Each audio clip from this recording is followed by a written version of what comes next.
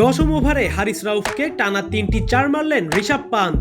10 ওভারে 3 উইকেটে 81 রানের শক্ত অবস্থানে ছিল ভারত, কিন্তু সেখান থেকে নাটকীয় ব্যাটিং ধসে পথ হারিয়ে ফেলল তারা।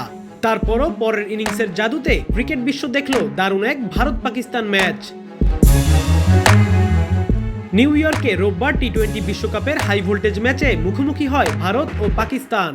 টস হেরে ব্যাটিংয়ে নামা ভারত 1 ওভার বাকি থাকতেই 119 রানে গুটিয়ে যায়। ঋষভ পান্ত 31 বলে 42 আর আকসার প্যাটেল করেন 18 বলে 20 রান। পাকিস্তানের 4 পেসার মিলে ভাগ করে নেন 9 উইকেট। সমান 21 রানে 3টি করে শিকার ধরেন নাসিম শাহ ও হারিস রাউফ। 23 রানে 2টি উইকেট নেন মোহাম্মদ আমির। শাহিন শাহ আফ্রিদির প্রাপ্তি 1টি wicket. Walton air conditioner exchange অফারে স্প্লিট এসিতে 23,000 টাকা পর্যন্ত নিশ্চিত ছাড়।